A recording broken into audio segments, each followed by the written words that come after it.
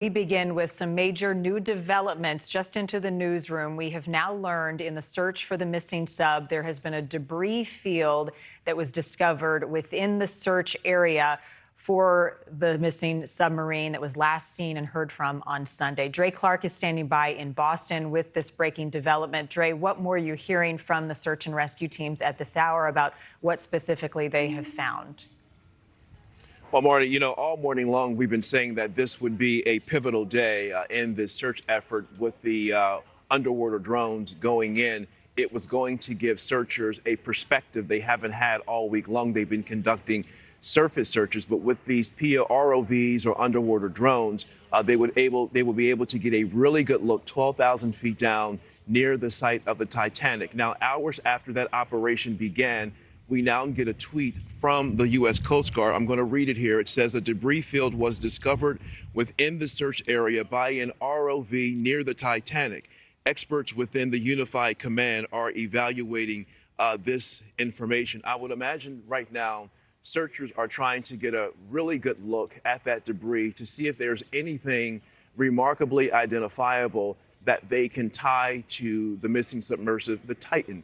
This is a very, very deep dive that this underwater drone conducted, and it is really the first time this week that we've heard this type of thing as it relates to anything debris. We know we heard those noises yesterday, but we still don't know what the source of those noises are. But this is a really remarkable situation happening right now because now they will have to take a really good look at that debris to try and determine if, in fact, that debris field belongs to the missing submersive Ocean Gate or the Titan that went missing on Sunday. Marni. Dre, we are learning that there is now a 3 p.m. Eastern press conference scheduled by the U.S. Coast Guard, at which we will learn more about what specifically they have found. Talk about the oxygen levels, the known oxygen, if they were still alive inside this sub, how much time they had left, and what they started with on Sunday. Yeah, going into today, or going back to Sunday rather, the Coast Guard said that those on board, those 5 men on board, possibly had between 70 and 96 hours of oxygen on board the Titan. Going into today, based on the Coast Guard's timing, today would have been the day when that air supply would have run dry or expired. So there was a lot of concern knowing that perhaps this would be the last day when they would have the ability to breathe there underwater here.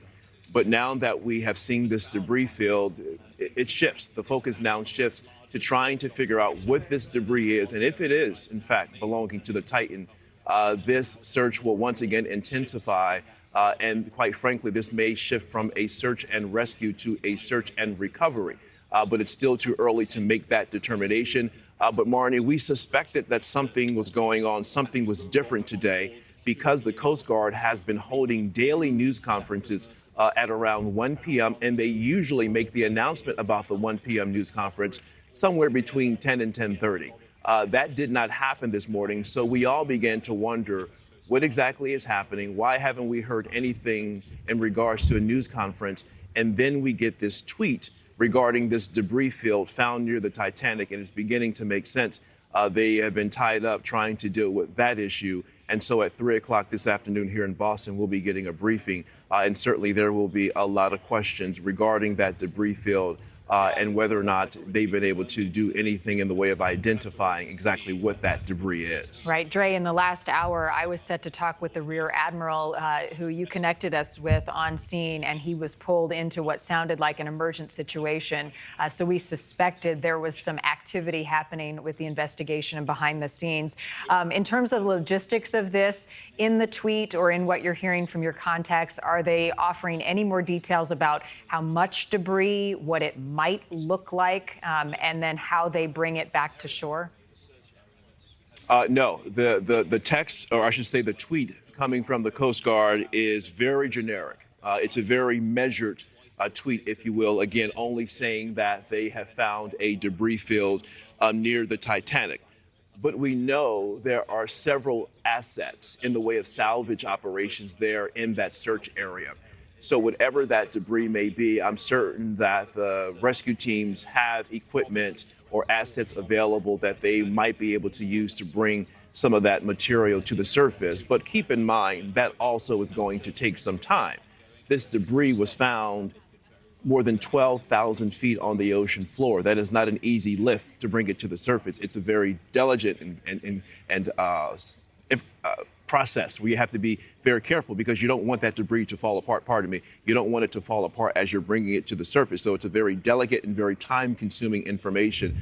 And I would have to believe they are in the process of trying to figure out the best way to get that debris to the surface so they can begin the process of analyzing it and, again, looking it over to see if there is anything remarkably identifiable that they may be able to tie to the Titan, the missing submersive.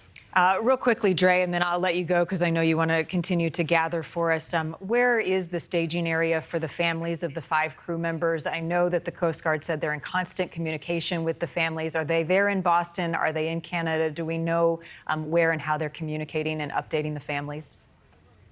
Yeah, we don't know if they are here in Boston or in Newfoundland, Canada, because there are 2 different operations. Newfoundland, Canada, where we also have a team on the ground. That is where the Titan initially started its voyage last Sunday. We did hear at a news conference yesterday, some of the officials in Newfoundland mention the family members, but there has been no sighting of the family members. So if they are here in Boston, certainly we haven't seen them. And I would imagine our team in Newfoundland would probably also have the same experience. So we haven't been able to lay eyes on them, but we do know the Coast Guard has maintained an open line of communication with the family members. In fact, saying yesterday at that news conference, when the question was raised regarding when does this go from a search and rescue to a search and recovery, the captain who's been holding the news conference is making it very clear that whatever decision that we make, that we will discuss that decision with the families first before we say anything publicly. Now you have to wonder if they're having conversations with the family members now because of this discovery of the debris field. Certainly, family members are watching closely, waiting and watching and praying that their family members will be found safely. But this is not a good indication finding this debris field, but we won't know anything for sure until the Coast Guard and the other search teams involved with the effort and operation can really look at that debris to determine what exactly it is. Right. Still so many unknowns, but a major development and an agonizing wait for these families. Dre Clark, thank you. Thank you for watching. Go to newsnationnow.com to find NewsNation on your television provider. And don't forget to click the red subscribe button below to get more of NewsNation's fact-driven, unbiased coverage.